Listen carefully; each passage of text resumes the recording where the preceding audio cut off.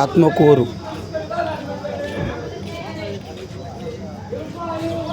Municipality పరిధిలోని revenue కార్యాలయంలో ఆత్మకూరు పట్టణ మరియు జిల్లా సిపిఎం నాయకులందరితో కలిసి ధర్నా నిర్వహించడం జరిగింది. ఈ ధర్నా ఉద్దేశము కూటమి ప్రభుత్వము ఇసుకను ఉచితంగా భవన నిర్మాణ కార్మికులకు ఇవ్వాలని, దగ్గరలో ఉన్న బొగ్గూరు నుంచి ఇవ్వాలని కోరడమైనది.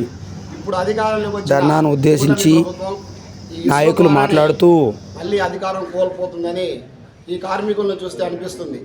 ఉదయం సోమశిల రోడ్ సెంటర్కి వస్తే అక్కడ భవన నిర్మాణ కార్మికులందరూ గత 3 నెలల నుండి ఈ ప్రభుత్వం వచ్చినప్పటి నుంచి అసలు పనులు లేవు, ఇసుక మీద ఒక విధానం లేదు, గత ప్రభుత్వమే మేలు అన్న విధంగా మాట్లాడారు.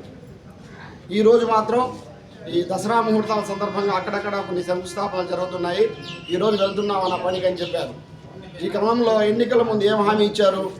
మేము వస్తే ఉచితంగా ఇసుక ఇస్తామని చెప్పారు. 4 నెలలు గడుస్తుంది, ఇప్పటికేమైనా ఇచ్చారా? ఎక్కడ ఇవ్వలే. ఇసుక మాఫియా మాత్రం డంపింగ్ యార్డ్స్ దగ్గర తోలుకొని కొండల్లాగా గుట్టల్లాగా తోలుకొని చెన్నై, బెంగళూరు, అటు హైదరాబాద్కు తరలిస్తున్నారు. వాళ్ళేమో కోట్లకు పడగెత్తుతున్నారు. సామాన్య ప్రజలు ట్రాక్టర్ తీసుకొని మన పెన్నా దగ్గరికి పోయి ఇసుక తెచ్చుకోవాలంటే పర్మిషన్ లేదని చెప్పి అరెస్ట్ చేస్తున్నారు.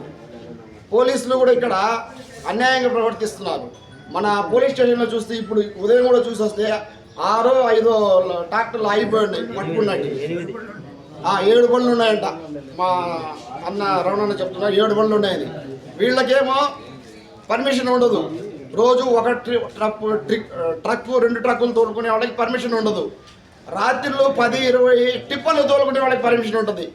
చంద్రబాబు నాయుడు గారు కార్మికుల పక్షాన మేము అడుగుతున్నాం, మీరు ఎన్నికల ముందు ఇచ్చిన హామీలను వెంటనే అమలుపరచండి, లేదంటే కార్మికులన్నీ ఐక్యం చేసి మీ ప్రభుత్వం కూలిపోయే వరకు పోరాటం చేస్తామని ఈ సందర్భంగా తెలియజేస్తూ ఈ అవకాశం ఇచ్చిన మీకు ధన్యవాదాలు తెలుపుతూ ముగిస్తున్నాను.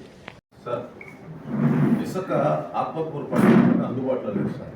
అయితే ఆత్మకూరు పరిసరాల దగ్గర 7 కిలోమీటర్ల దూరంలో పెన్నా నది ఉంది సార్. ఆ పెన్నా నది దగ్గర గతంలో రీచ్ ఉంది సార్. అంటే బొగ్గేరు ఉంది సార్. బొగ్గేరులో కూడా 2 పాయింట్ల దగ్గర రీచ్ ఉంది సార్. అయితే ఎందుకనో ప్రభుత్వం ప్రజలకు అందుబాటులోకి ఇసుక రీచ్ లేకుండా సంఘం నుంచి తోలుకోమంటున్నారు సార్. ఈ సంఘం నుంచి తోలుకునే క్రమంలో ఏడకి ఒక ట్రాక్టర్ ఇసుక 5,000 నుండి 6,000 దాకా అవుతుంది సార్. అందుకని తమరు జోక్యం చేసుకొని ఇసుక రీచ్ ఏర్పాటు చేయాలని చెప్పి ఈరోజు అన్నా సార్. సార్, ఇంకొక విషయం ఏంటంటే భవన నిర్మాణాలు పస్తులు ఉంటారు సార్, పనులు లేవు. మనకి బయట నుంచి చూస్తే అర్థం కాకనే పస్తులు ఉంటున్నారు, పనులు లేవు. ఇసుక లేని దానిలో అన్నీ ఆగిపోవాలి. అంతకుముందు కూడా ఇంత డిమాండ్ లేదు సార్. అంతకుముందు 100 రోజుల కిందట ఇంత డిమాండ్ లేదు ఇసుక. ఇప్పుడు ఎందుకనో ఉచితంగా ఇస్తారని పర్సెంట్లు వస్తుంది. మార్చిలో ఉచితం లేకపోతే ఇబ్బంది పడుతుంది మనకి సార్. ఇక్కడ బొగ్గేరు, వాగులు, పెన్న ఇసుక మాత్రం ఎగుమతి అవుతుంది. బొగ్గేరు ఇసుక ఎగుమతి కాదు. బొగ్గేరు, వాగులు ఇవన్నీ వదిలేసుకోవాలి ఇసుకలు.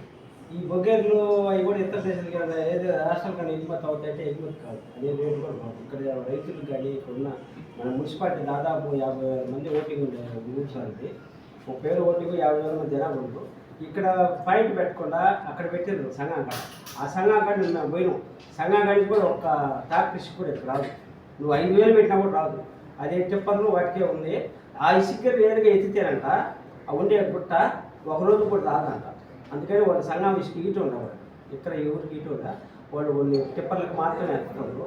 ఆ ఇసుక కూడా ఇక్కడికి వచ్చే పరిస్థితి లేదు. ఇక్కడ కూడా ఒక పాయింట్ పెట్టుకోండి, పెన్నది పెట్టల అందుబాటు లేదు. సరే, అయినా పెట్టినా పెట్టకపోయినా కనీసం దాన్ని పాయింట్ పెడితే ఎంత జరగద్దో తెలియదు. కనీసం బొగ్గేరు, వాగు, నీళ్ళు ఇప్పుడు ఇక్కడే కదా సార్. మరి ఇంత బ్లాక్ చేసి ఇబ్బంది పెడితే ఎట్లా జనాలు? ఎంత ఆర్థిక ఇబ్బంది అనిపిస్తుంది సార్. మీరు కూడా దీంట్లో భాగమే. ఎందుకంటే మీరు మాట్లాడుతున్నారు వాగులు, వంకలు వీటన్ని ఇబ్బంది చేయబడలే. ఇవన్నీ కూడా చాలా ఇబ్బందులు జరిగిపోతుంది. కార్మికులు ఇక్కడ భవన నిర్మాణ కార్మికులు 3,000 మంది ఉంటారు.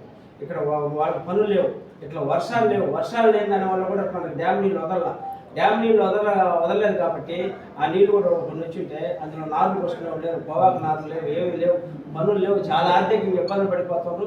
వీటి ప్రభావం కొన్ని వ్యాపారాలు కూడా దెబ్బతినిపోయి పూర్తిగా. అందుకని మీరు కలెక్టర్ తర్వాత కలెక్టర్ రోజులు సార్ మీరు, అందువల్ల మీకు మనం చేస్తారు మీరు రాసి పంపించి మాకు అందరికీ సాయపడి ఇసుక అందరూ అనుకోవాలి.